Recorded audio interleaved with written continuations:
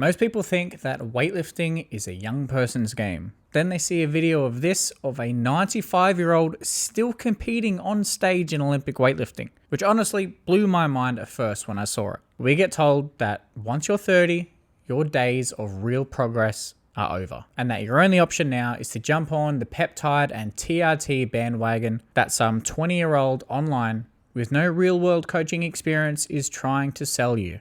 And I'm here to tell you that that is absolute bullshit, and please do not follow anyone online that has never coached anyone in real life before. I coach lifters well over the age of 60 years old, one with 2 titanium hips, who still actively competes and competes well. I coach lifters in their 50s, hitting numbers that they couldn't in their 40s. So when someone tells me they're too old to lift at 30-something years old, I have to sarcastically nod my head and smile, because almost everything you've been told about lifting after 30 is wrong. Today, I'm going to pull apart 5 of the biggest lies through using research and also my personal experience in coaching many masters athletes of all age groups all around the world currently to this day, alongside a few considerations that I do use when I do program for my masters athletes. So here's what happens.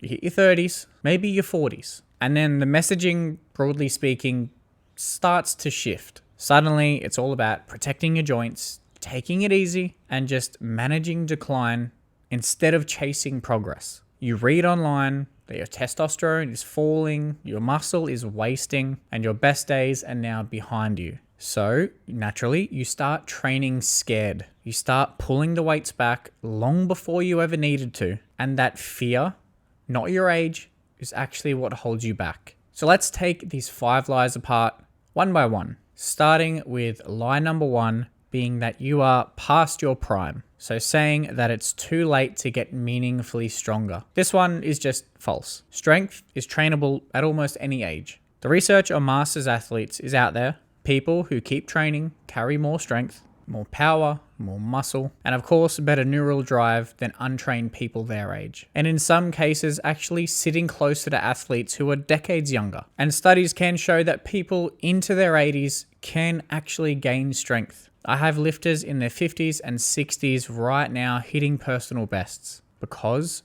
they are finally training properly for the first time in their lives. So if you're sitting there at 35 years old thinking that you've missed the boat, you probably haven't even left the dock yet. And lie number 2, lifting heavy will wreck your joints. This is one that I hear the most, and it is backwards. Loading is one of the best things you can do for your joints. It builds bone density, it strengthens muscles and connective tissues around the joints, and research on arthritis shows that strengthening tissues around a sore joint can actually ease pain and improve function, not always just making it worse. And here's the part that people miss when they look at weightlifting from an outside lens, having never done it.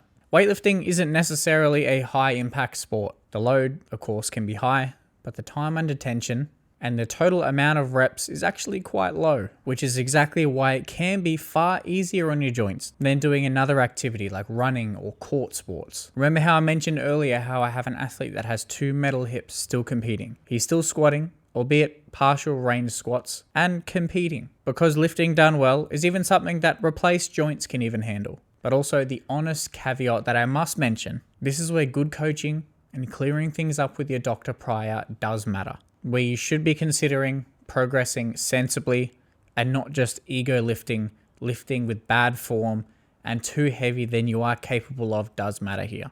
The blanket idea that a barbell is going to destroy your joints is just a myth.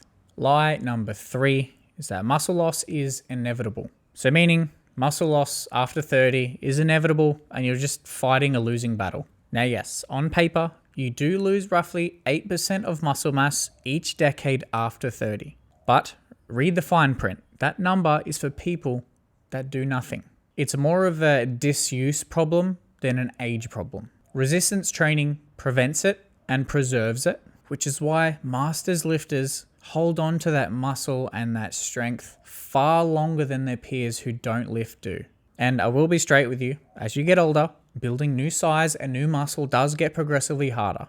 But building strength doesn't work that exact same way. You don't exactly need a heap of new muscle in order to get stronger. So you're not exactly fighting a losing battle from the age of 30 I think a lot of people just get deterred from what they read online and never show up to resist that in the first place. Lie number 4 is having to baby yourself. And this is something that I refuse to do with my masters lifters, as no one wants to be babied, meaning that after you're 30, 40, 50, that heavy and hard training is just off the table. And I say from having worked with masters of all ages that this is completely wrong. Higher intensity work in weightlifting, be that from 75 to 85%, is effective and safe for even the older populations. Your body still responds to real challenge. And what actually changes here isn't the need to push it, but how you manage the work around it. As you age, your warm-up begins to matter more, your recovery matters more, the sleep, the stress, the nutrition, exactly like I've covered in previous videos before. You don't need to train soft,